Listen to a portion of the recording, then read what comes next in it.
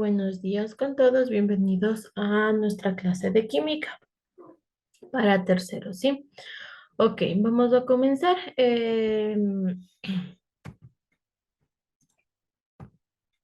Hoy vamos a ver un poquito de igual manera de refuerzo, ¿sí?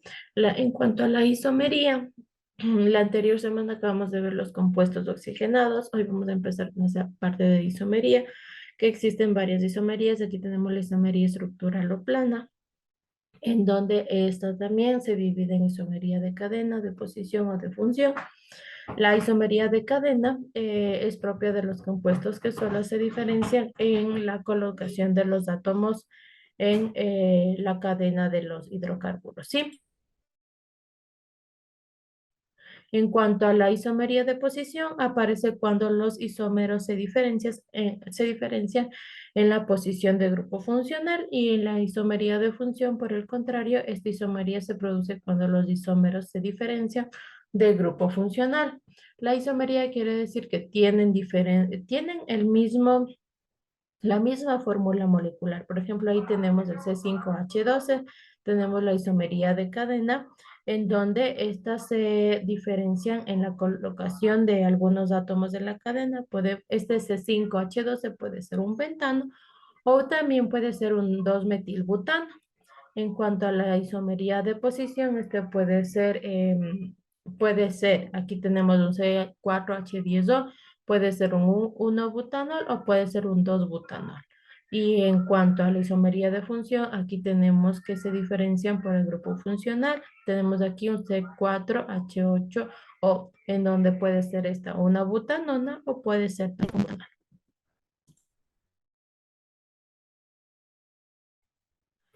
Ok. Esto con la isomería estructural. Aquí tenemos igual la isomería óptica, en donde manifiesta un comportamiento diferente ante la luz polarizada, desviando el plano de polarización de cierto ángulo respecto a lo que el observador puede mirar. Por ejemplo, aquí tenemos el caso del isómero levógiro, que se desvía a la izquierda, y el isómero dextrógeno, que se desvía el mismo ángulo hacia la derecha. ¿Sí? Tenemos aquí los compuestos oxigenados que ya vimos. Y tenemos aquí, entramos ahora a los compuestos nitrogenados y de interés biológico, en donde, en donde estos compuestos nitrogenados son derivados también de nuestro amoníaco, ¿sí? De nuestro amonio. Tenemos aquí nuestras aminas primarias, nuestras aminas secundarias y nuestras aminas terciarias, en donde tenemos nuestro amoníaco, es NH3, ¿verdad? Así, tenemos este 3 reemplazando. En la amina primaria solo le reemplaza una vez, en la amina secundaria solo reemplaza dos, y en la amina terciaria ya solo queda nuestro nitrógeno y está reemplazado 3 veces. Aquí tenemos como ejemplos cada amina. En cuanto a aquí tenemos algunos ejemplos de nuestras aminas. Tenemos nuestra amina primaria, que es nuestra etilamina. Tenemos nuestra amina secundaria, que es aquí nuestra N-metiletilamina. Y aquí nuestra amina terciaria, en donde tenemos el metil, N, porque está reemplazado 2 veces, dimetiletilamina, por esta. Aquí tenemos nuestras fórmulas moleculares, metilamina, dietilamina o trimetilamina.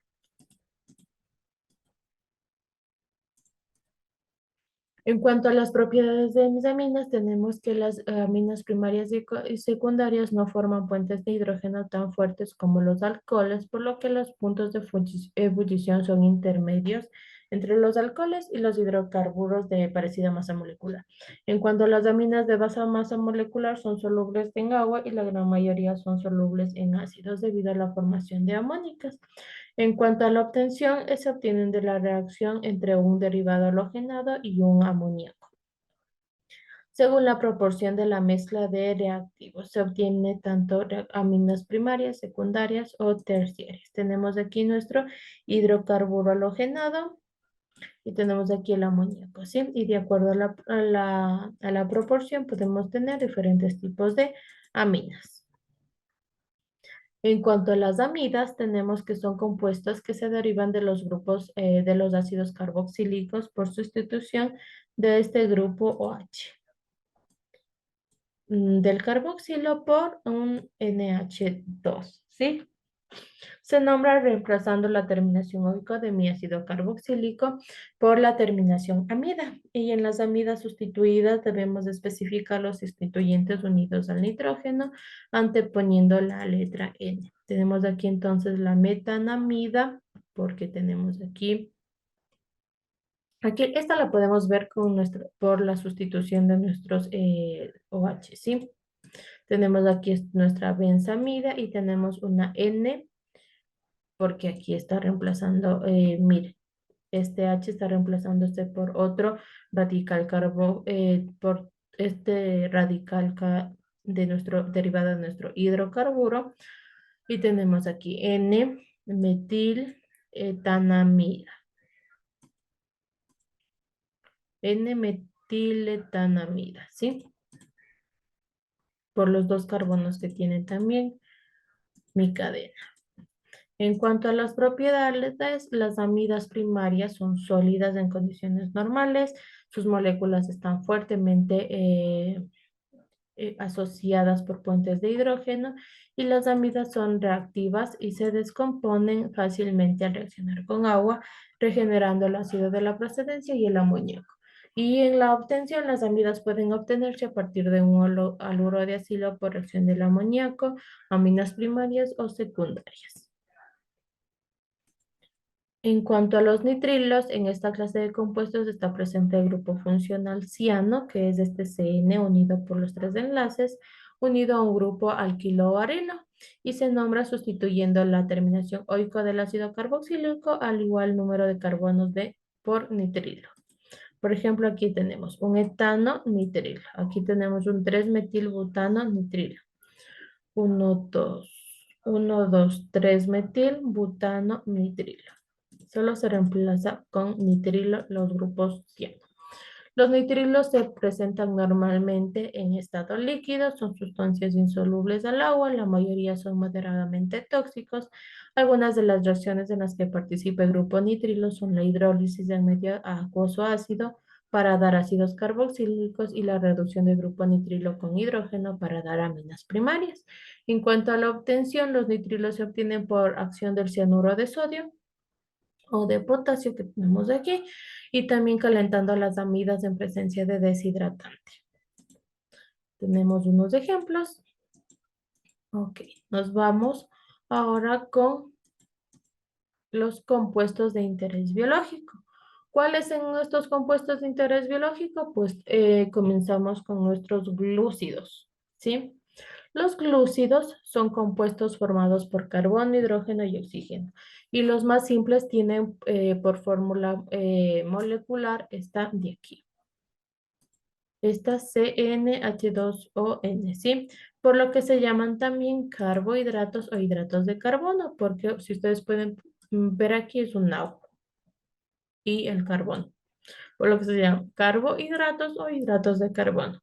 Los glúcidos más sencillos como la glucosa y la fructosa se denominan como monosacáridos. Tenemos aquí mi monosacárido, mi fructosa y mi glucosa, que estos son carbohidratos, son glúcidos o hidratos de carbono. Los disacáridos, por el contrario, están formados por dos unidades de monosacáridos. Por ejemplo, aquí tenemos la sacarosa y la lactosa, que están unidas tanto a la fructosa como las dos glucosas, ¿sí? En cuanto a los polisacáridos, estos contienen más de 10 unidades de monosacáridos como el almidón y la celulosa. Ok, un monosacárido entonces. Un monosacárido es la glucosa y la fructosa, ¿sí? Es un glúcido. Un disacárido están unidos por dos monosacáridos y polisacáridos contienen más de 10 monosacáridos, ¿sí? Por ejemplo, el almidón y la celulosa. Estos Estos glúcidos tienen diferentes aplicaciones. Por ejemplo, tenemos como combustibles, que se los considera como los mejores combustibles para los músculos y los podemos encontrar en alimentos como las frutas, las verduras, los legumbres y los cereales.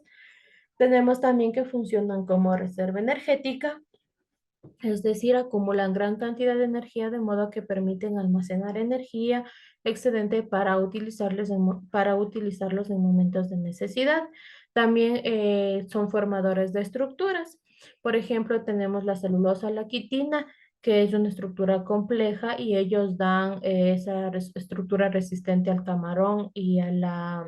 o o a los organismos que poseen esta quitina o esta celulosa. Por ejemplo, aquí tenemos la célula vegetal que tiene fibras de celulosa y también ahí tenemos el camarón que tiene fibras y fibras de quitina, ¿sí? Todo su esqueleto está formado por quitina. En cuanto a los lípidos, tenemos que son biomoléculas orgánicas de igual manera formadas principalmente por carbono, hidrógeno y oxígeno, casi como los carbohidratos. Pero estos también pueden contener otros elementos, por ejemplo, el fósforo, el nitrógeno y el azufre, e incluyen un conjunto heterogéneo de sustancias que contienen características diferentes, pero propiedades físicas comunes. Estos lípidos pueden ser insolubles en agua y también son solubles en disolventes apolares o en disolventes orgánicos, por ejemplo, como el cloroformo, el tetracloruro de carbono, el benceno o dietileno. En cuanto a la clasificación de los lípidos, estos se pueden clasificar en ácidos grasos, lípidos saponificables y lípidos insaponificables. En cuanto a los ácidos grasos, son los compuestos característicos de muchos lípidos y son moléculas formadas por una cadena larga tipo lineal con un número par de átomos de carbono. Estos pueden ser saturados e insaturados. En cuanto a los lípidos saponificables, solamente tienen enlaces simples entre los átomos de carbono, como se puede ver. Aquí tenemos a los triglicéridos o los aceites, las mantecas, los cebos, tenemos también las ceras, tenemos los lípidos complejos o de membrana, como por ejemplo los glicerolípidos o los esfingolípidos. Y tenemos aquí los lípidos insaponificables, que tienen uno o varios enlaces dobles. Aquí tenemos los terpenos, los esteroides, las hormonas eicosanoides. En estas tenemos el estradiol, la testosterona y el colesterol como ejemplo, ¿sí? En cuanto a las funciones de los lípidos, estas también actúan como, tienen una función de reserva, estructural, biocatalizadora y transportadora. De reserva, ¿por qué? Porque son la principal reserva energética del organismo. Un gramo de grasa produce 9 kilocalorías en las reacciones metabólicas de oxidación. Tiene función estructural, ¿por qué? Porque forman bicapas lipídicas de las membranas, recubren órganos que pueden darles resistencia, consistencia y protegiendo al tejido adiposo de pies y de manos. También tiene la función biocatalizadora porque favorecen o facilitan las reacciones químicas entre los seres vivos, y de igualmente tiene función transportadora porque transporta lípidos desde el intestino hasta su lugar de destino. ¿Sí? En cuanto a las proteínas forman parte de la estructura básica de los tejidos, como los músculos, la piel, las uñas, entre otros. Desempeñan funciones metabólicas y reguladoras debido a que asimilan los nutrientes y los transportan el oxígeno en la sangre. También se encargan de la inactivación de materiales tóxicos o peligrosos. De igual manera, son elementos que definen la identidad de cada ser vivo, ya que son la base de la estructura del código genético. Las proteínas son cadenas de aminoácidos, por ejemplo, asimismo actúan como catalizadoras. Las reacciones bioquímicas, existen las enzimas y regulan procesos metabólicos. Así, por ejemplo, las hormonas transportan oxígeno como la mioglobina, la hemoglobina, neutralizan los efectos de sustancias nocivas y es así que como los anticuerpos, que son proteínas, intervienen en la coordinación de la actividad muscular, que ahí tenemos a la miocina. Vemos varios ejemplos de las proteínas. El enlace peptídico, en cambio, en los péptidos y en las proteínas, estos enlaces amida reciben el nombre de enlaces peptídicos que son el resultado de la reacción de un grupo carboxilo de un aminoácido con el grupo amino de otro con la eliminación de una molécula de agua. El enlace peptídico es la unión de los aminoácidos, ¿sí? ¿Y cómo se forma? Pues en la formación del enlace amida se produce la reacción química entre el grupo amino de un aminoácido y el grupo carboxílico del otro, formándose un enlace covalente entre el átomo de carbono y el del nitrógeno, ¿sí? Y con la pérdida de un grupo OH y de un hidrógeno que forma agua. Aquí está el esquema de cómo se forma un enlace peptídico o el enlace amida, ¿sí? Dice que se nos une, se forma un enlace covalente entre el carbono y el nitrógeno y este hidroxilo y este hidrógeno sale a formar agua. Los tipos de compuestos peptídicos se pueden formar a partir de la cantidad de aminoácidos que se unen entre sí mediante el enlace peptídico, ¿sí? Hay muchos diferentes tipos de compuestos peptídicos, todo depende de la cantidad de aminoácidos que se unen. Ok, tenemos ahora los biomateriales. ¿Qué son los biomateriales? Los biomateriales son sustancias o materiales o la combinación entre esas que se utilizan para el tratamiento médico que pueden ser un aumento o reemplazo de algún tejido, órgano o función del organismo.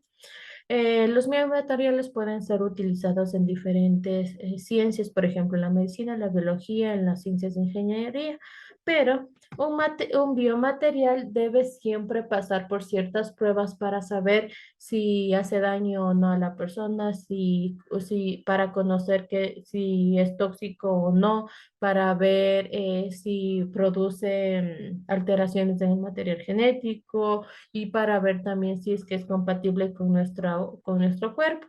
Así tenemos las pruebas de citotoxicidad, las pruebas de genotoxicidad y la prueba de biocompatibilidad, de los cuales tienen que pasar estos biomateriales para poder ser usados en personas o para poder ser usados como un biomaterial en sí. En la prueba de citotoxicidad, en esta se caracteriza al material respecto a las células, verificando si es tóxico o no.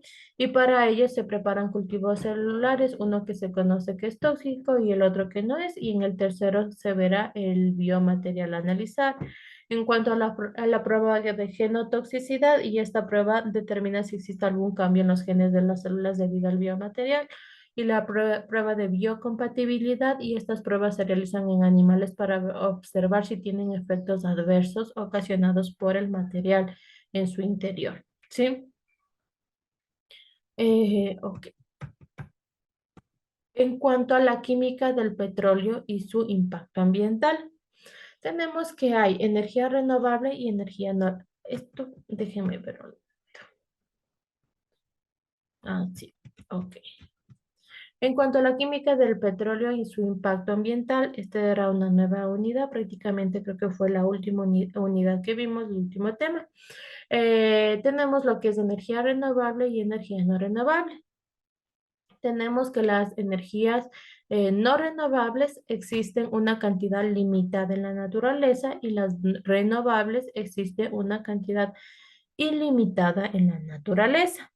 Tenemos las fuentes de energía no renovable, que puede ser el carbón, el gas natural, el petróleo. Estas no son renovables, es decir, que existen una cantidad limitada en nuestro planeta. El carbón, ¿qué es? Pues es una roca sedimentaria originada por la descomposición de restos vegetales en ausencia de aire y se aplica o se usa en la generación eléctrica, la fabricación de acero, la fabricación de cemento, los procesos industriales de calentamiento. El gas natural también se encuentra en el subsuelo terrestre con frecuencia asociado a yacimientos de petróleo. Está formado por una mezcla de gases combustibles y que normalmente es gas metano. Se utiliza para fines domésticos, comerciales e industriales como materia prima en la industria petroquímica y tiene un alto poder calorífico y es un poco contaminante. En cuanto al petróleo, es una mezcla de hidrocarburos y actualmente es la principal fuente de energía y de materias primas. Este es viscoso, es oscuro y y se origina en la descomposición de restos de seres vivos a lo largo de millones de años a elevadas temperaturas. ¿De dónde se obtiene? Pues de los combustibles. Perdón, del petróleo se obtienen combustibles, se obtienen materias primas mediante los procesos de destilación fraccionada, se utiliza en fabricación de medicamentos, plásticos, fibras sintéticas, cauchos, insecticidas y a veces también alimentos. En cuanto al gas natural y el petróleo, la palabra petróleo se deriva de petrio, que significa piedra, y óleo, que significa aceite, es decir, es un aceite de piedra. Se forma por la descomposición de los restos de seres vegetales y animales en condiciones extremas de temperatura, de presión durante millones de años. Y durante la perforación, lo primero que se obtiene es el gas natural y de allí se extrae después el petróleo. Y el gas natural, pues, es una mezcla de gases que se forman a partir de la descomposición animal y vegetal y de igual manera de hace miles de años. Y el componente principal del gas es el metano. Y las propiedades del gas natural son que son inodoro, incoloro y también es económico. En cuanto a la gasolina, esta gasolina es la fracción del petróleo que hierve entre 60 y 200 grados Celsius. Está constituida por una mezcla de moléculas de hidrocarburos de 6 a 10 átomos de carbono. Una buena gasolina para motor se caracteriza por contener un buen porcentaje de hidrocarburos volátiles, estar libre de residuos gomosos y permite recorrer un elevado número de kilómetros por unidad de volumen y también de no ser detonante. En cuanto a los polímeros sintéticos, consisten en la combinación química de un cierto número de moléculas simples denominadas monómeros o unidades recurrentes para formar una sola molécula de gran tamaño que se denomina el polímero. Su masa molecular suele oscilar entre 10.000 y varios millones y estas sustancias pueden ser de origen natural como los polisacáridos, las proteínas o los ácidos nucleicos o de origen artificial. Las propiedades físicas y químicas de los polímeros sintéticos son diferentes a las propiedades de las moléculas de las sustancias que partieron estos polímeros sintéticos. Poseen elasticidad, cierta resistencia al ataque químico, buena resistencia mecánica, térmica y eléctrica y baja también densidad. Ok. Tenemos aquí en cuanto a su clasificación, la clasificación de los polímeros sintéticos se clasifican de acuerdo a distintos criterios, la forma de preparación, la composición, las propiedades físicas, las aplicaciones, etcétera. Según el tipo de reacción que da lugar a la polimerización, podemos encontrar polímeros de adición o polímeros también de condensación. Por sus propiedades y su utilización, los polímeros también se pueden clasificar en elastómeros, en fibras, en plásticos. Los elastómeros, perdón, se caracterizan por su elasticidad y resistencia. Las fibras se utilizan como material textil, reemplazando o completando las fibras naturales como el algodón, lana o seda. Los plásticos, en cambio, constituyen un grupo heterogéneo de polímeros de propiedades estructurales físicas muy variadas. Se puede utilizar como aislantes eléctricos para cubiertos protectores de aparatos, láminas transparentes, entre otras. ¿Cuáles son los polímeros de uso común? Pues aquí tenemos el nylon, el dacron, las resinas alquílicas y la baquelita. El nylon pertenece al grupo de las poliamidas. Se trata de un copolímero de diaminas y ácidos dicarboxílicos mediante enlaces amida. El dacron es un polímero de grupo poliéster. Las resinas alquílicas son polímeros termoestables que están presentes en forma de red que se obtienen a partir del anhidro ftálico y el glicerol. Y la baquelita, en cambio, es un polímero termoestable formado mediante la concentración del fenol y metanol. Y su utilización se utiliza para la fabricación de objetos muy variados. En cuanto a en los polímeros de adiciones importantes, tenemos aquí el polietileno, que es muy utilizado porque da una solidez y una dureza elevada. El poliestireno, por ejemplo, está aquí el termoplástico, que es muy usado en la fabricación de objetos moldeables y de recipientes.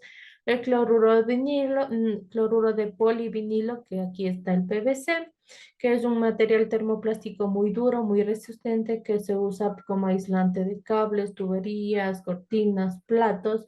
Y aquí tenemos el polimetacrilato de metilo, que es denominado plexiglas, que es un plástico incoloro, transparente y fácilmente moldeable en una temperatura caliente. En cuanto a los plásticos, estos son sustancias sintéticas formadas por grandes moléculas orgánicas llamadas polímeros y constituidas por la unión sucesiva de muchas moléculas más simples que se denominan monómeros. El proceso químico de formación de los plásticos se denomina polimerización. Existen dos tipos o distintos tipos de polimerización. Por ejemplo, tenemos la de adición, en la que se unen sucesivamente moléculas orgánicas que poseen un doble enlace. Tenemos los plásticos, suelen identificarse con unas abreviaturas que nosotros podemos ver impresas en algunos artículos de consumo diario. En cada plástico tiene unas propiedades específicas que lo hacen útiles para unas aplicaciones determinadas. Por ejemplo, aquí tenemos un cuadro del tipo de plástico y sus aplicaciones, que ya lo vimos con detalle, ¿sí? Por ejemplo, el polietileno, el polipropileno, que es PP, cloruro de polivinilo, que es PVC, poliacrilo nitrilo, que se denomina PAN, etc. En cuanto al impacto ambiental, el uso desmesurado de los plásticos en nuestra sociedad actual provoca un importante impacto ambiental debido a la contaminación producida por la fábrica en su fabricación y debido también a la acumulación de enormes cantidades de residuos plásticos como consecuencias de la actividad humana.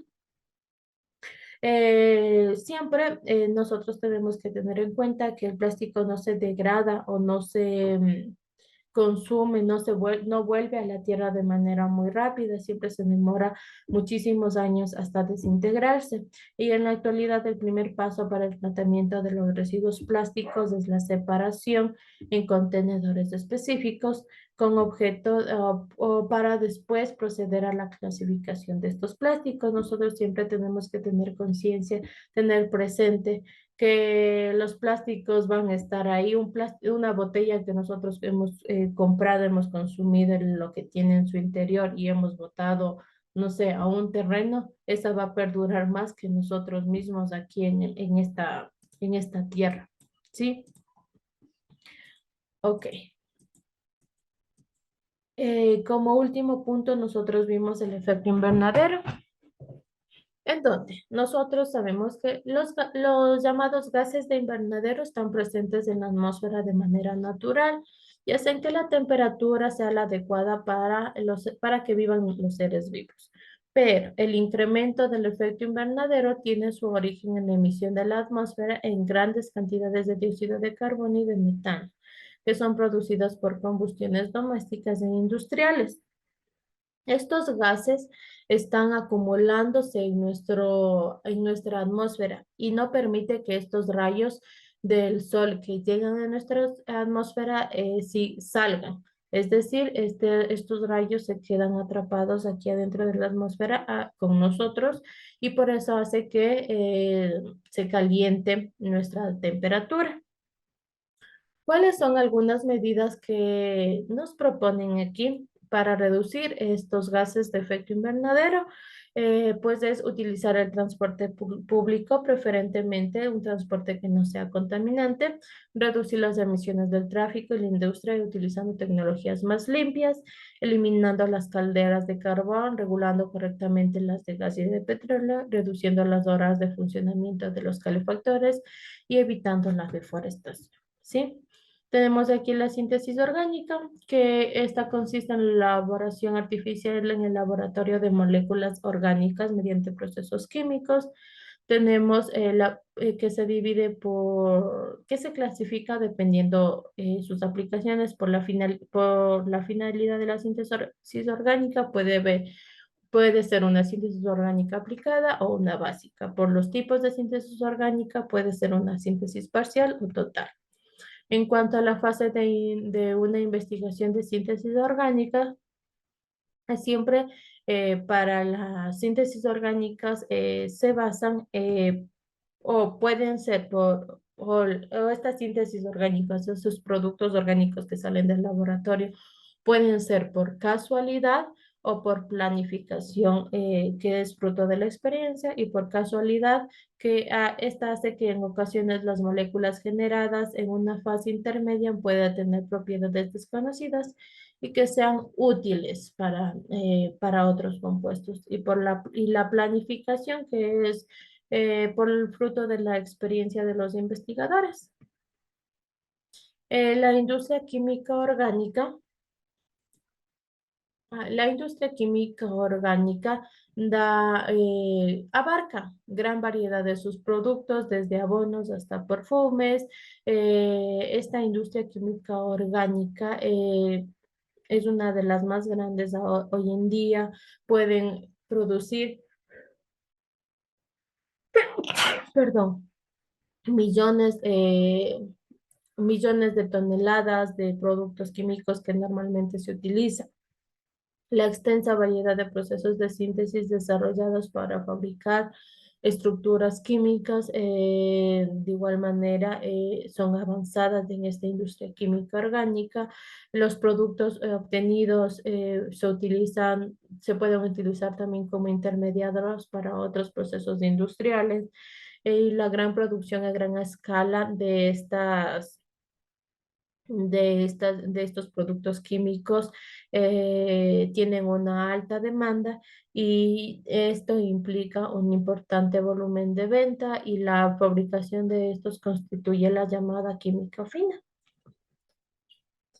Aquí tenemos la industria química orgánica. En esta industria está la síntesis de medicamentos, los biocombustibles, ¿sí? Y cómo se producen los biocombustibles. Ok. Esto sería todo por el día de hoy. Voy a proceder, por favor, a tomar una captura de las personas presentes. Si pueden encender sus cámaras, les agradecería mucho. Ok, deseándoles que tengan un excelente día, que pasen muy bonito con todos sus familiares, que celebren esta eh, que este fin de semana o que esta Navidad sea muy próspera. Ustedes recuerden que Navidad no es solo los regalos que uno puede dar, sino también el tiempo que uno puede compartir con las personas más importantes para nosotros, ¿sí? Que tengan una feliz Navidad y les deseo mucha felicidad en todo lo que hagan y que les vaya muy excelente, perdón. Voy a proceder a finalizar la sesión.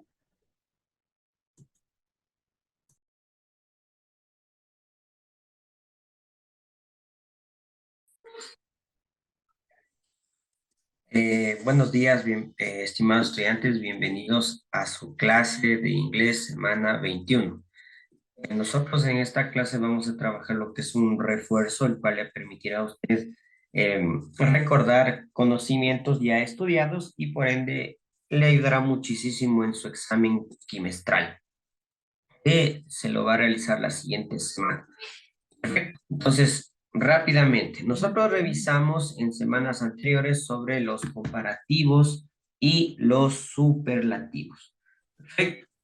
Entonces, recordemos, por favor, en el caso de los comparativos, como su nombre dice, comparative, nos permite a nosotros comparar entre dos objetos, entre dos animales, entre dos ciudades, entre dos personas, etcétera, etcétera. Entonces yo puedo comparar personas, animales, cosas, ciudades, etcétera, con los comparativos.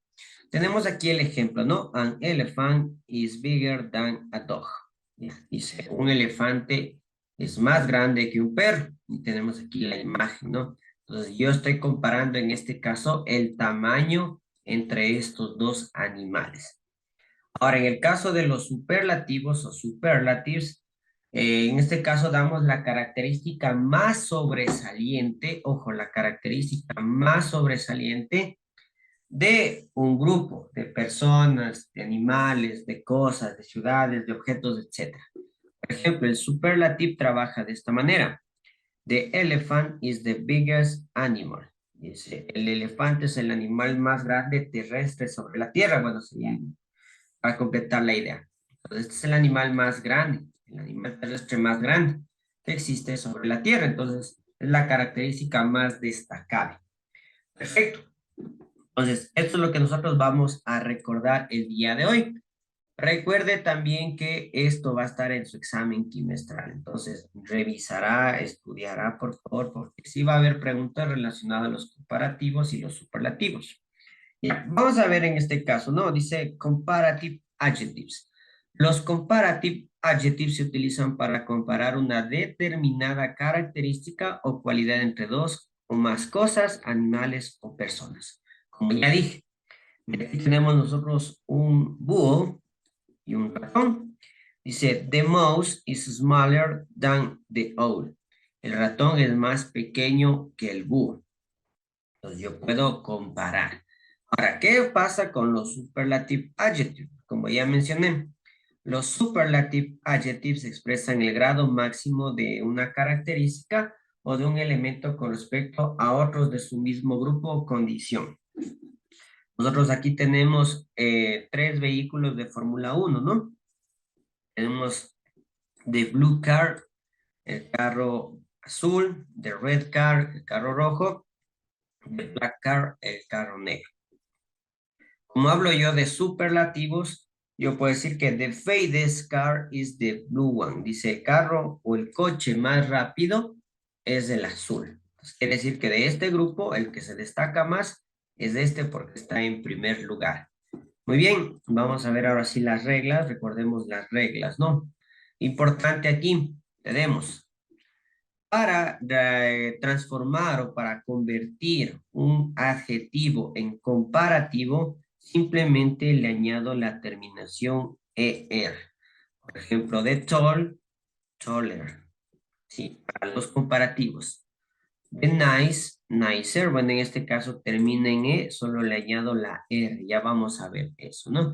Las reglas. En el caso del superlativo, pues aquí añado EST. Sí, por ejemplo, tall es alto y añado también la palabra de, ¿no? The tallest, el más alto. Entonces, tall, alto, the tallest, el más alto. Correcto. Y aquí también nosotros tenemos los verbos, perdón, los adjetivos irregulares, ¿no? Los cuales cambian radicalmente su forma de escritura. Por ejemplo, good es bueno. Better sería mucho mejor, ¿sí? Mejor o mucho mejor. Y the best, el mejor. Entonces, aquí cambian radicalmente la forma de escritura, ¿no? Entonces, estas son excepciones. Por ejemplo, bad, que es malo. Worse, muy malo. The worst, el más malo, etcétera, etcétera, ¿no? Entonces, tenemos nosotros ahí algunas excepciones. Perfecto, entonces ahora sí vamos a recordar esto, ¿no? ¿Cómo se construyen los comparativos y los superlativos? Pues muy sencillo, por favor. Como yo mencioné, ¿no? Se añade la terminación ER para los comparativos, ¿sí? Y para los superlativos se añade EST. Mire, aquí tenemos tall, alto, taller, el comparativo más alto, tallest, el más alto. Entonces aquí nosotros tenemos adjetivos monosílabos, ¿no? Los que tienen solo una sílaba. Si tienen solo una sílaba, le añado ER para el comparativo, para el superlativo EST, pero anteponiendo el término de. Muy bien, voy a poner otro ejemplo, ¿ya? Vamos a poner...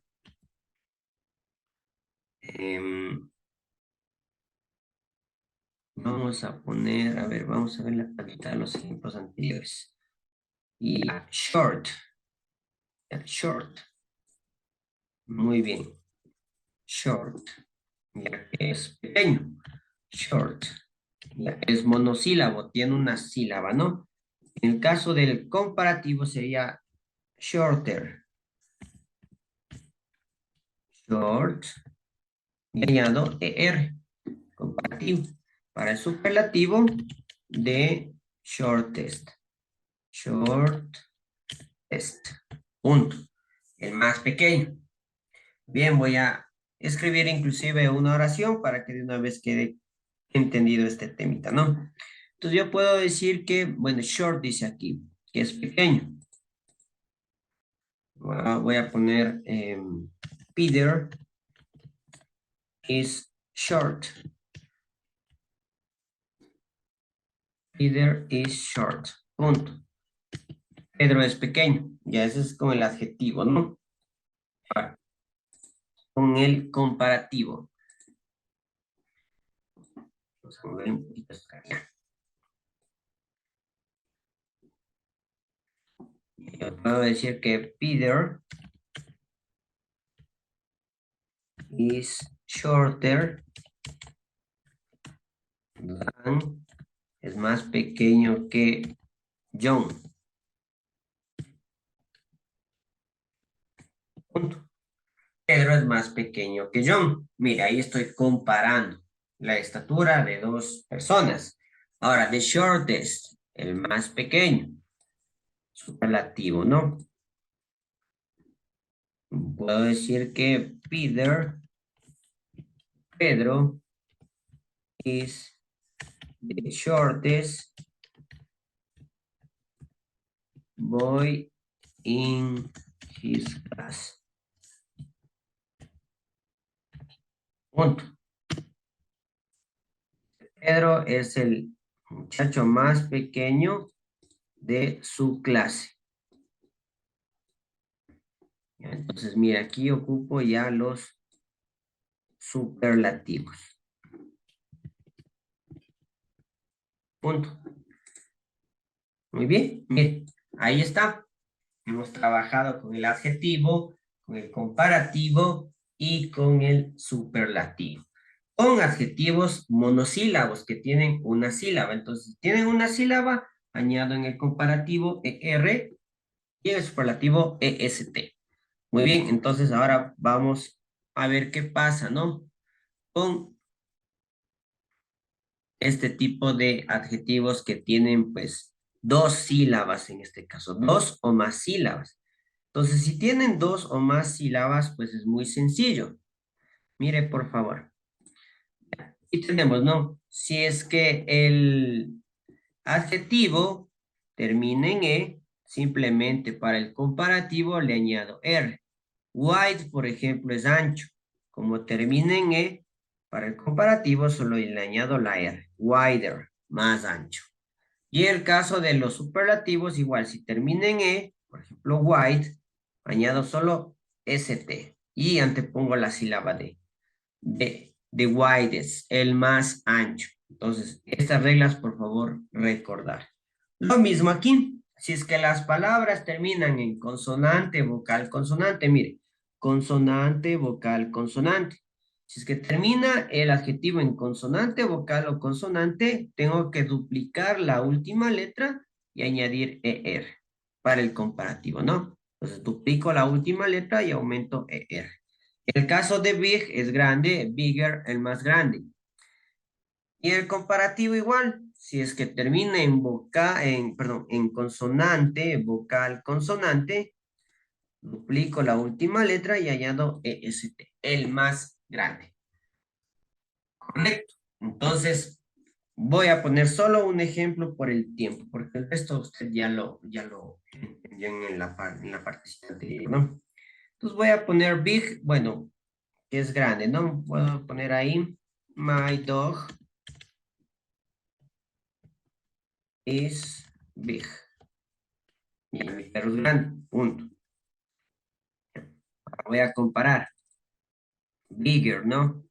Puedo poner my dog is bigger. Mire, vocal, consonante, vocal, consonante. La regla me dice, duplico la última letra y aumento R para el comparativo. My dog is bigger than. Mi perro es más grande que. Pongamos than. mm, Neighbor.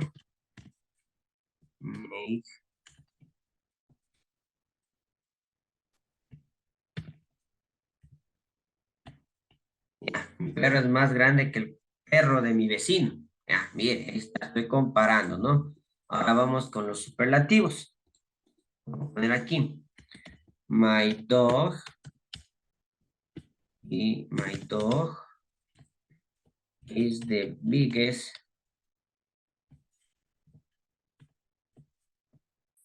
pet in my neighborhood.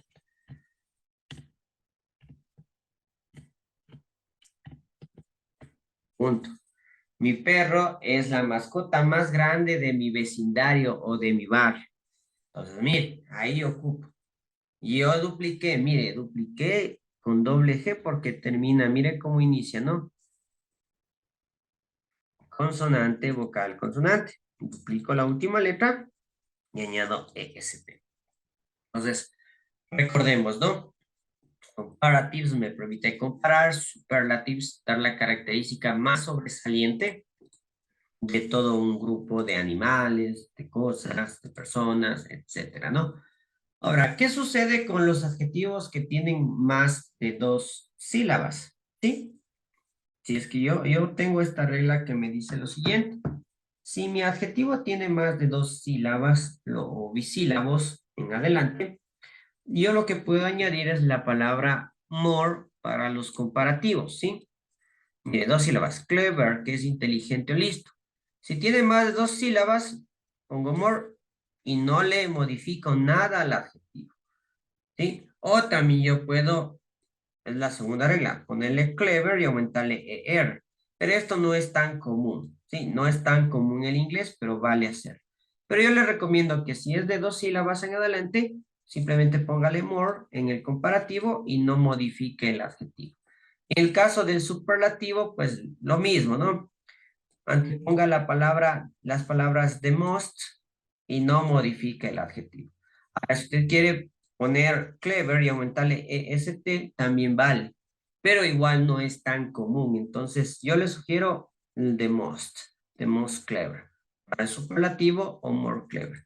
Esto se aplica para adjetivos bisílabos en adelante, de dos sílabas en adelante. ¿Ya? Entonces, por ejemplo, vamos a poner aquí lo que es expensive. Es caro. Mire, tiene más de dos sílabas. Una, dos, expensive. Ya, tiene cuatro sílabas, ¿no? Cuatro sílabas.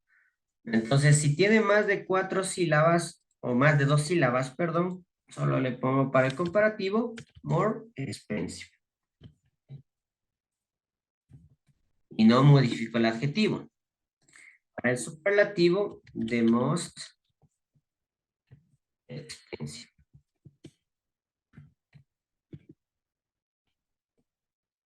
Muy bien, entonces puedo yo transformar así. Entonces, the more expensive, bueno, ya hemos puesto algunos ejemplos de comparativos y superlativos. Correcto. Muy bien, hay excepciones, por favor, eso es muy importante, ¿no? Hay excepciones. Por ejemplo, si es que el adjetivo termina en Y o Y, por ejemplo, easy, que es fácil, yo tengo que cambiar la Y por la I y aumentar ER al comparativo. No, easy es fácil. Easier, más fácil. Si yo quiero transformar easy o cualquier adjetivo que termine en Y a superlativo, igual tengo que cambiar la Y por la I y añadir EST, el más fácil. Sí, entonces, eso sí téngalo muy en cuenta, revisar esas reglas que le va a servir muchísimo, por favor. Muy bien. Con respecto a los comparativos y superlativos, ¿alguna inquietud para pasar al otro tema? ¿Preguntas? ¿Dudas? ¿Algo que no esté claro, por favor? Hasta ahí. Pregunta nada más con toda confianza.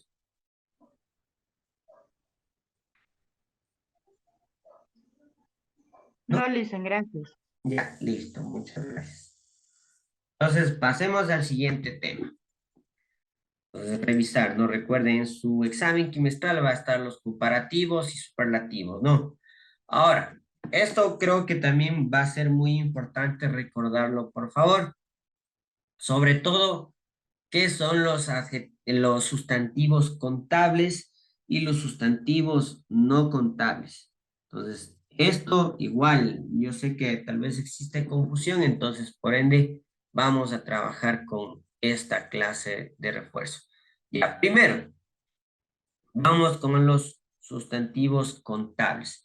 Recuerde que los sustantivos contables son sustantivos los cuales yo puedo, ojo, yo puedo dar un valor numérico o un valor exacto de cantidad, pues se llama contable, que se puede contar. Ejemplo, aquí tengo 1, 2, 3. Tengo 3 apples, 3 manzanas. Entonces, si yo puedo dar un número exacto de la cantidad de dicho sustantivo, es un sustantivo contable. Entonces, tenemos aquí otro ejemplo. Puedo poner aquí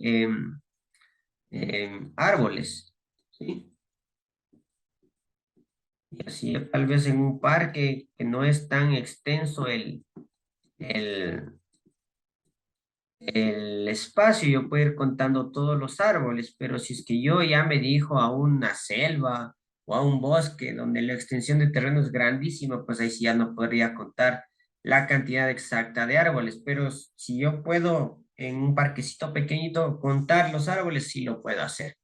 Muy bien, entonces sustantivos contables, sí, que se pueden contar, por favor.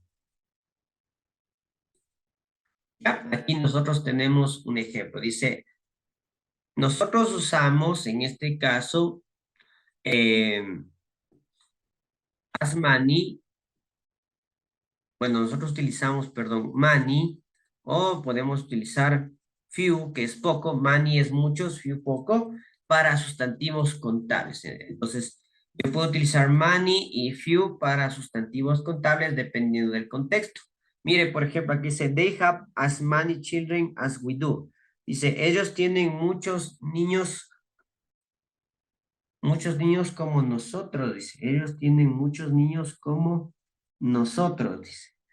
Dice, we have as many customers as they do. Nosotros tenemos algunos trabajadores como ellos. Dice, Tom has a few books as Jane. Dice, Tom tiene unos pocos libros como Jane. Ya, entonces, el many y el few se pueden utilizar para sustantivos contables. Voy a escribir un ejemplo aquí también.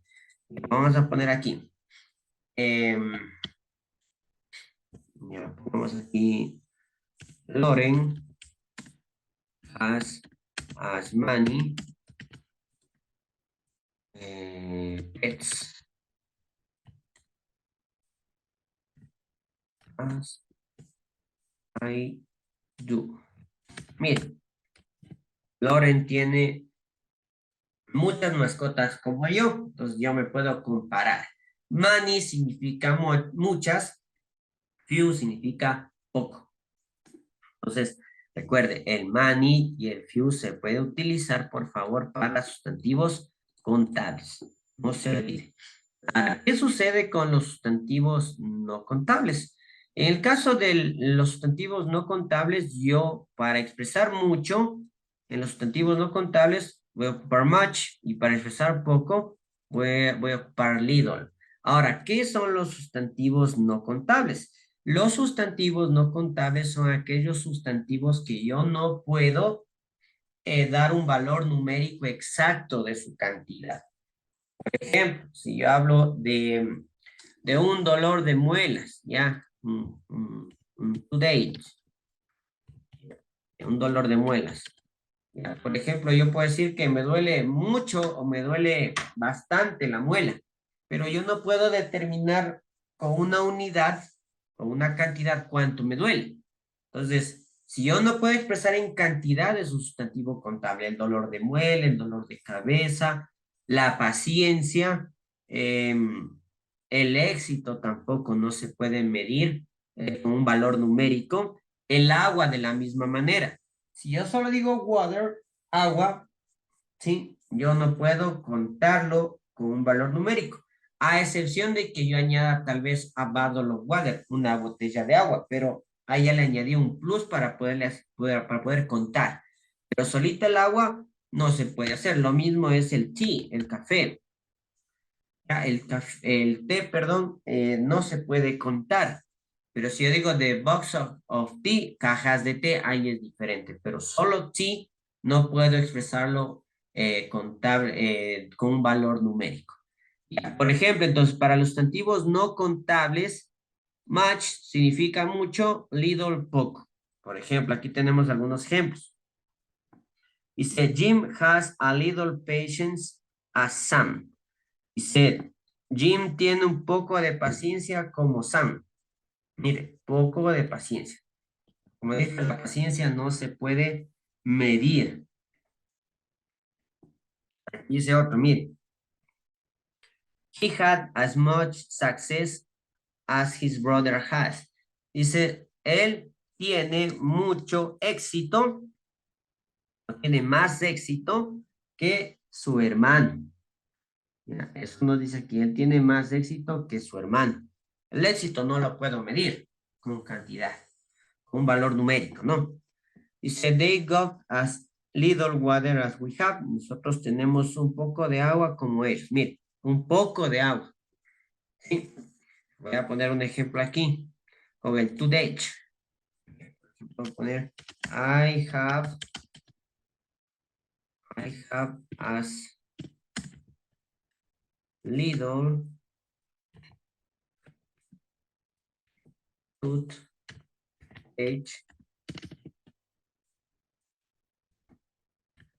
Tengo un pequeño dolor de muela as María. Tengo un pequeño dolor de muela como el de María.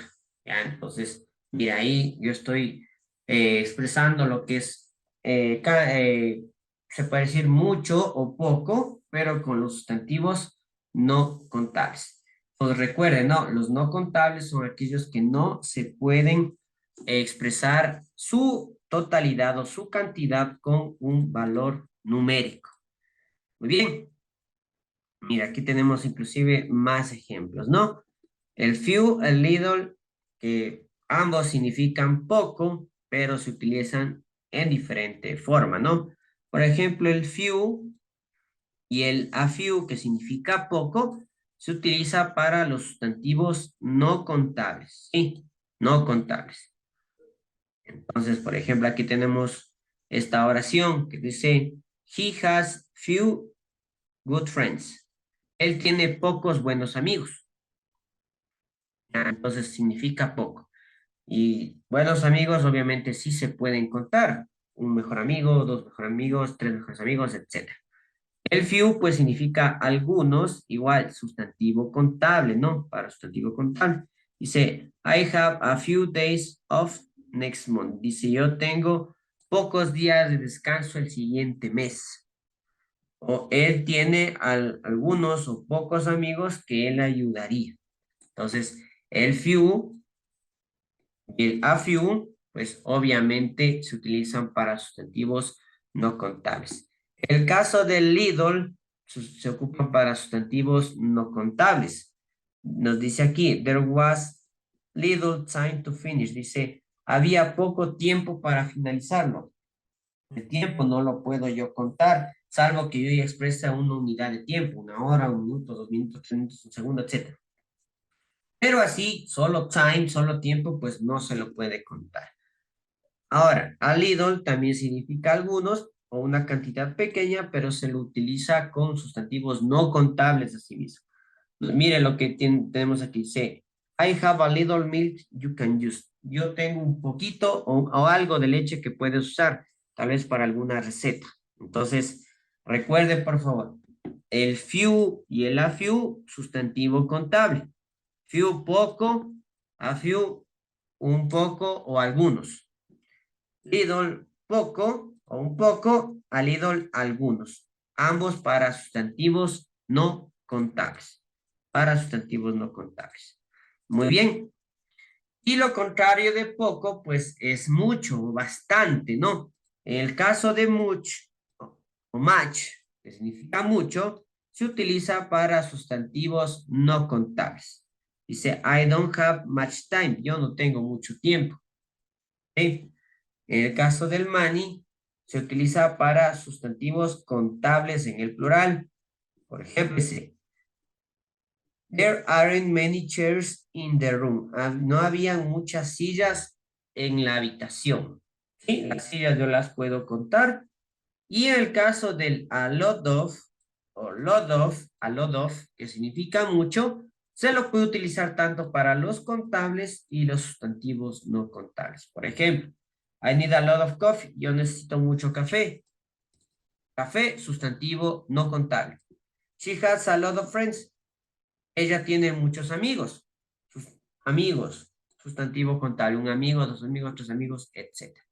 Entonces, esto es en lo que corresponde al refuerzo de esta semana. Tal vez en estos 5 minutitos, por favor, alguna duda, alguna inquietud, por favor, con mucho gusto la responderé. ¿Preguntas? ¿Algo que no esté claro, por favor?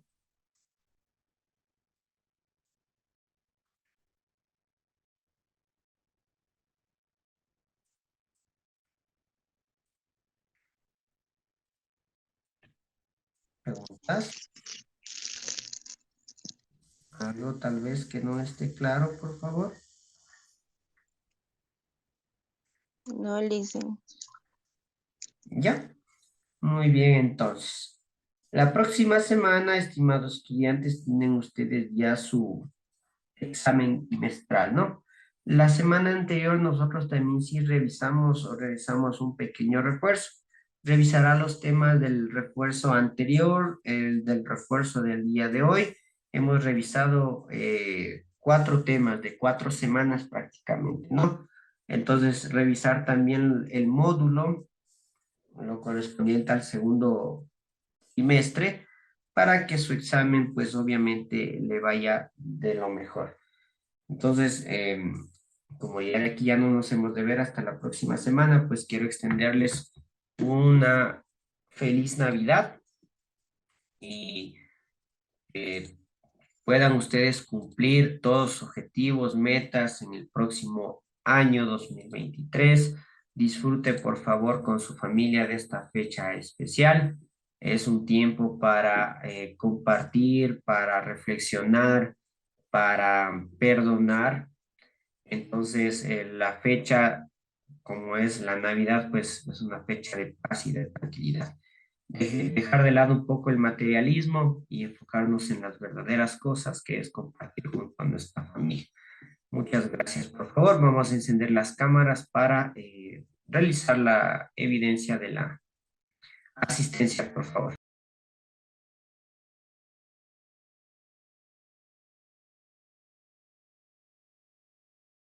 ¿Cómo están, chicos? Bienvenidos por favor a esta clase virtual correspondiente a la asignatura de informática para el tercer año de Bachillerato General Unificado. De parte de quienes conformamos la unidad educativa PCI Japón, Esperamos que todos y cada uno de ustedes se encuentren muy bien. El día de hoy, como podemos apreciar en la planificación de clase, vamos a trabajar en un refuerzo general de lo que es trabajar en PowerPoint. Luego de ello, se darán indicaciones acerca de la actividad que tienen que realizar en esta semana y de cómo se desarrollará el examen en la semana próxima. Con ese preámbulo, vamos a dar inicio con la interfaz de PowerPoint. Primeramente, ¿para qué me sirve a mí este programa? Este programa nos permite crear una serie de presentaciones de una manera muy rápida, muy interactiva y con una gran calidad. Estas presentaciones se utilizan para exposiciones tanto en el área académica como en el área profesional. Para la creación de estas diapositivas es importante que nosotros conozcamos primeramente los elementos que tenemos en la interfaz. Inicialmente, en la parte superior, donde tenemos la barra de título. En esta barra de título se ubica el nombre de nuestro trabajo. En este caso, como ya está guardado, tiene un nombre. En el caso de que sea la primera vez que estamos abriendo este archivo y todavía no se guarda, aquí en el nombre se nos crea un archivo de presentación 1. Esa presentación 1 cambia su nomenclatura cuando nosotros guardamos el archivo y cambiamos el nombre. En esta barra de título también se encuentran algunos elementos de acceso rápido que me permiten guardar el archivo, restaurar o repetir la última acción que se desarrolló. Adicionalmente, me permite generar la diapositiva y crear una nueva presentación. Adicionalmente, tengo un menú de más comandos. En este menú de más comandos, nosotros podemos personalizar la barra de herramientas. En esta barra de herramientas de acceso rápido, que se encuentra en la parte superior, yo puedo crear un nuevo botón que sea abrir y automáticamente se crea aquí una carpeta. Entonces, estoy creando un botón de acceso rápido, por ello esta barra se conoce como barra de acceso rápido, que me permite de una manera más ágil crear atajos. Puedo también imprimir, generar la vista previa, revisar la ortografía y añadir más comandos. Todo esto como acceso rápido. Adicionalmente, tenemos la barra en donde yo puedo minimizar el archivo, maximizar el tamaño o lo puedo cerrar. Ahorita como está en presentación, ustedes no lo van a apreciar. Pero si yo coloco minimizar el archivo de la presentación que tengo, se hace pequeña y ya no lo puedo ver. Luego de ello, como mi archivo está pequeño, puedo seleccionar este botón de maximizar. Este botón de maximizar me permite hacer la presentación más grande. Y finalmente la X me permite cerrar el archivo. En la parte de abajo tenemos la barrita donde yo puedo cambiar el modo de presentación de la diapositiva. En la vista normal es en donde nosotros trabajamos y podemos editar el archivo. Tenemos también una vista de lectura, una presentación con diapositiva y seguidamente tenemos la barra de zoom. Esta barra de zoom me permite hacer más grande o más pequeña la presentación en función de lo que yo necesite o requiera para trabajar. Para trabajar de manera normal, generalmente se ubica al 70%, ya que en ese porcentaje, digámoslo así, yo puedo ver la diapositiva de una manera completa y puedo trabajar con todos los elementos, ya que si vamos elevando el porcentaje, ya no tengo la vista de toda la diapositiva y me tengo que desplazar con las barras horizontales y verticales. Y no se me permite trabajar de una manera óptima. Por ello se recomienda manejarle al 70% para yo ver toda la hoja y poder editar. Adicionalmente, nosotros, ¿cómo creamos o cómo empezamos a trabajar con una nueva diapositiva? Voy a volver a compartirles la pantalla para crear una presentación nueva. Listo. Acá en archivo, en la banda de opciones, todos estos elementos que yo tengo aquí, archivo, inicio, insertar, dibujar, diseño, transición, animación, presentación, grabar, revisar, vista, ayuda y qué desea hacer, todos estos elementos se encuentran ubicados en la banda de opciones.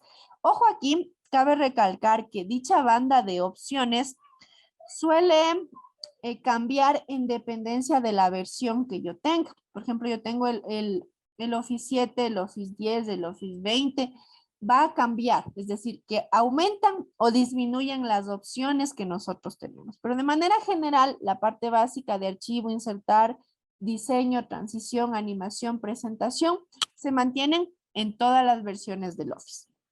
Para crear una nueva presentación desde el cero, nos vamos a archivo y en la parte de archivo coloco nuevo, una nueva diapositiva. Se recomienda trabajar con una diapositiva en base a plantillas. Para ello, yo tengo acá una serie de plantillas con diferentes temáticas. Tengo presentaciones, tengo educación, tengo gráficos, en dependencia de lo que yo desee. Adicionalmente, tengo una barra de búsqueda donde podemos buscar, valga la redundancia, más tipos de diapositivas.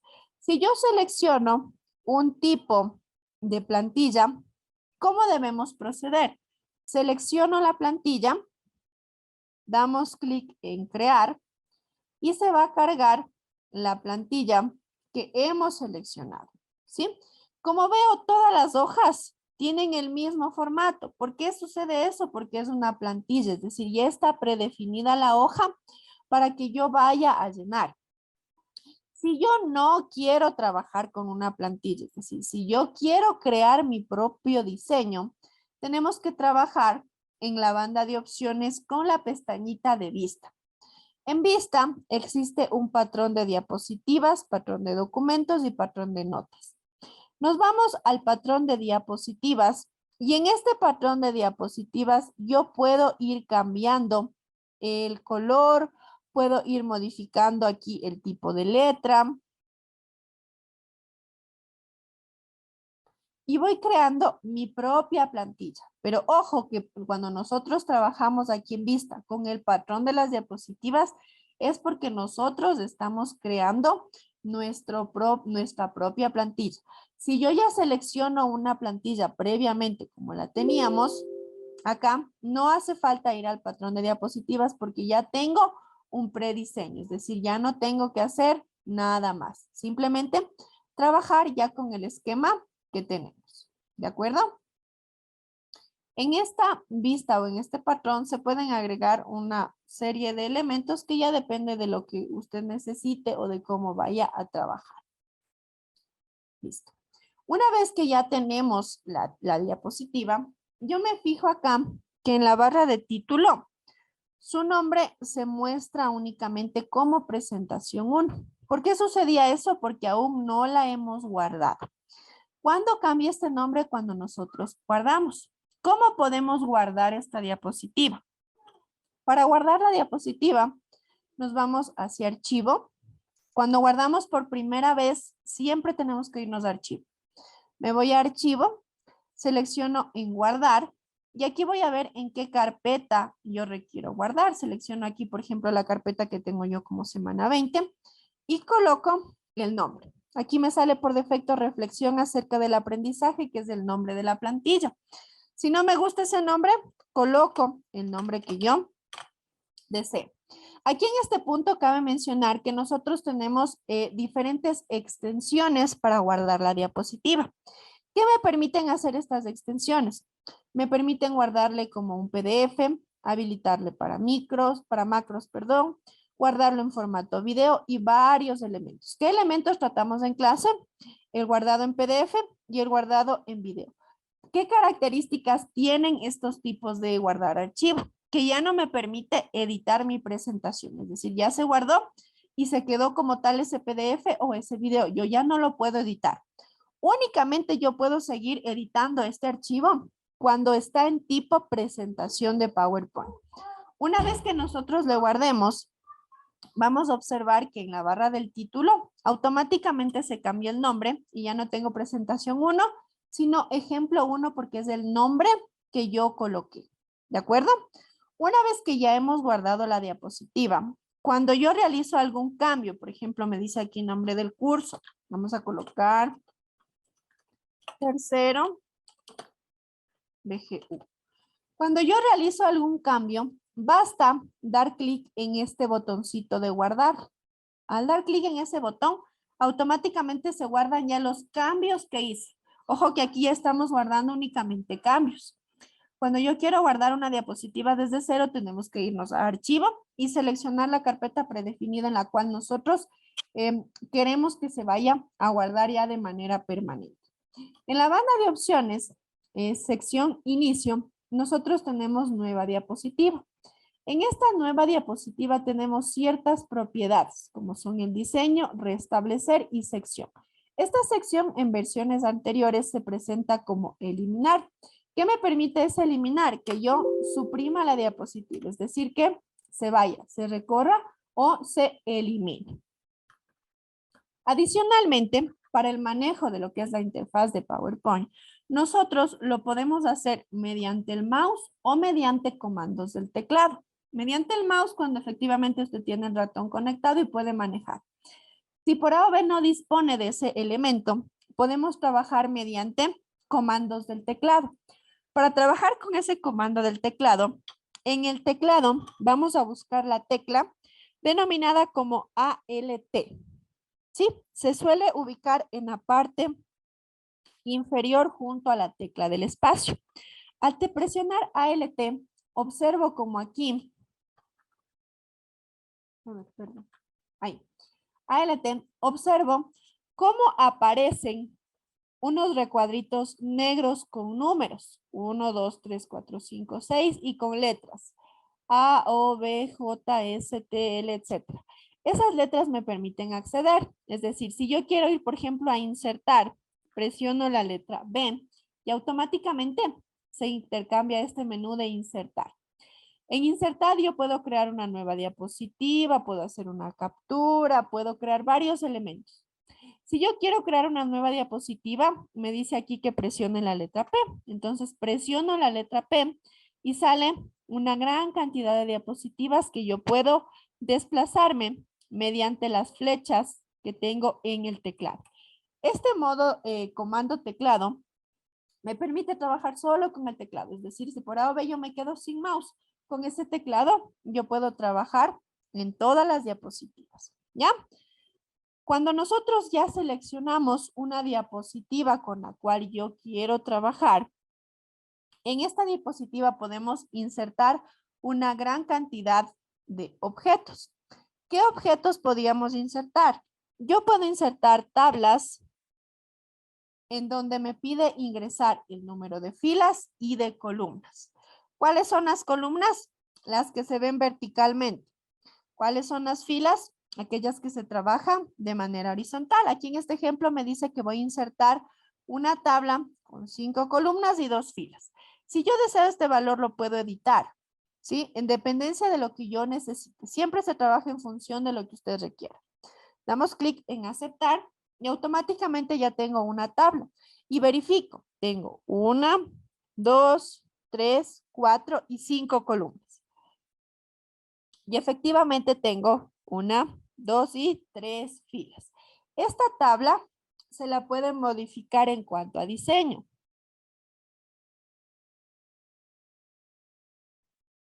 Este diseño, como nosotros apreciamos acá arriba, me permite cambiar el color. ¿Sí?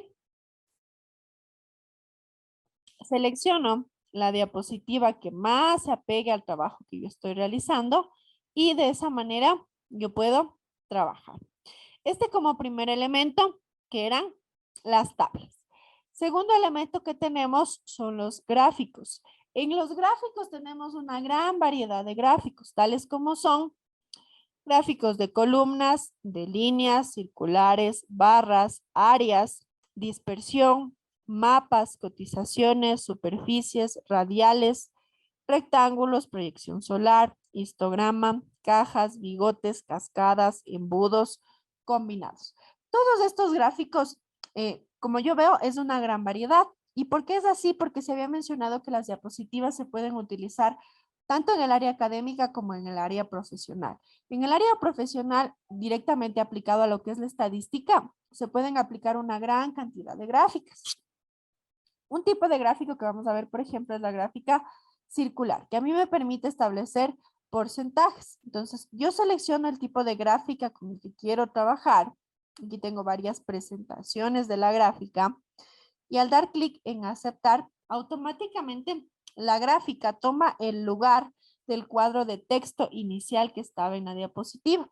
Al colocarse la gráfica, la misma puede ser editada. Esta gráfica crea un enlace o una conexión con lo que es otra herramienta del Office, que es el Excel. Este Excel me permite a mí ir cambiando los valores, porque estos valores que yo tengo acá son predefinidos.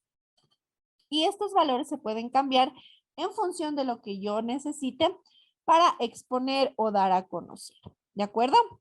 ¿Qué elementos más podríamos insertar? Luego de los gráficos tenemos el gráfico Smart.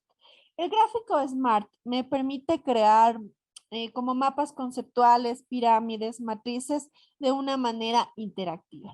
Al seleccionar el tipo de elemento, ejemplo, un ciclo, damos clic en aceptar, se crea este elemento. Y este elemento está extenso hasta que usted lo pueda llenar. Aquí me dice texto 1. Por ejemplo, este es el ciclo de los seres vivos. Coloco, nacen, crecen, reproduce,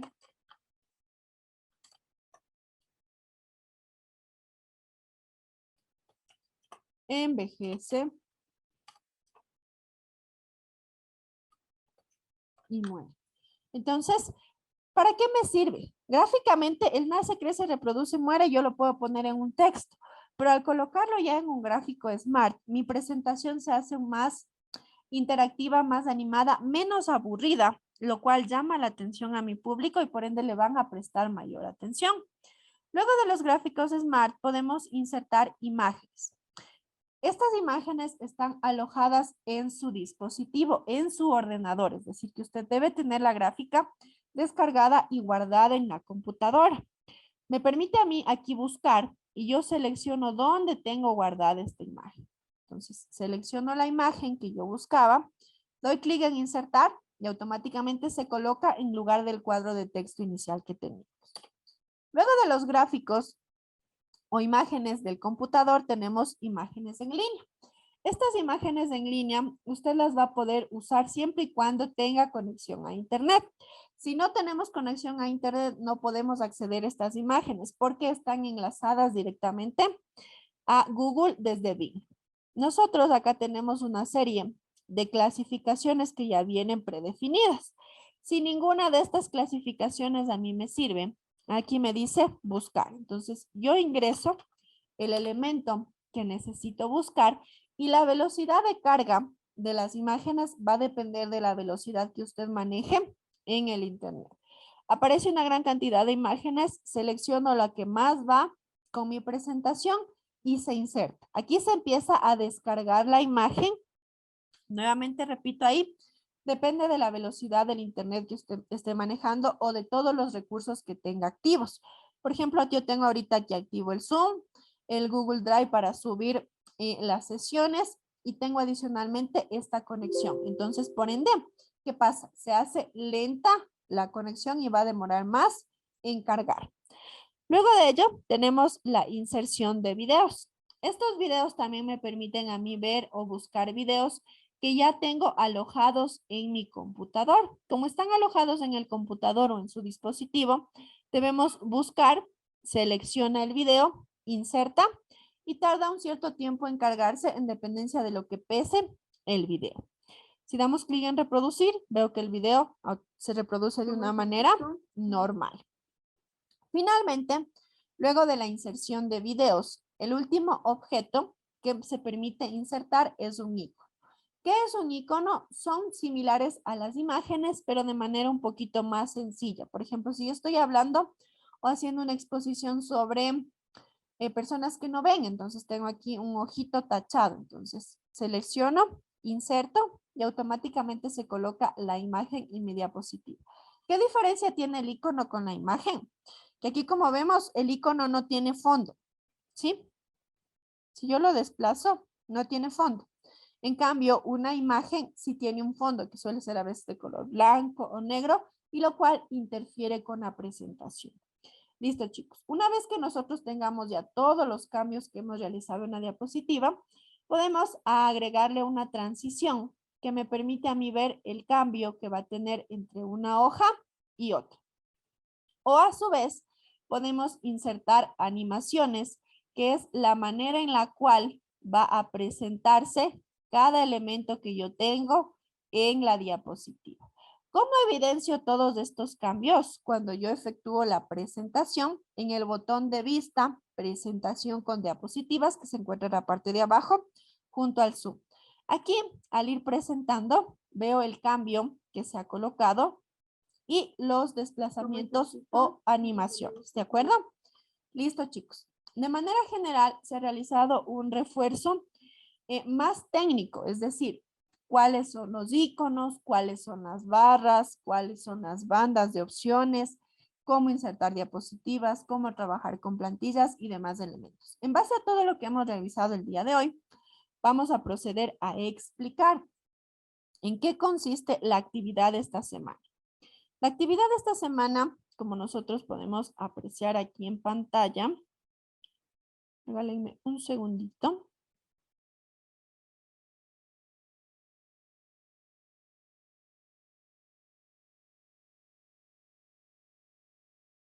Ya. A ver, se me cerró la presentación, pero voy a explicar en qué consiste la actividad de esta semana. En esta semana vamos a resolver un cuestionario. Ese cuestionario se les va a enviar al finalizar la jornada. El cuestionario está en base a todo lo que esté en el módulo. Si usted desea, lo puede imprimir y ahí lo llena. O de lo contrario, lo transcribe a mano, no hay ningún problema. ¿Para qué me sirve el cuestionario?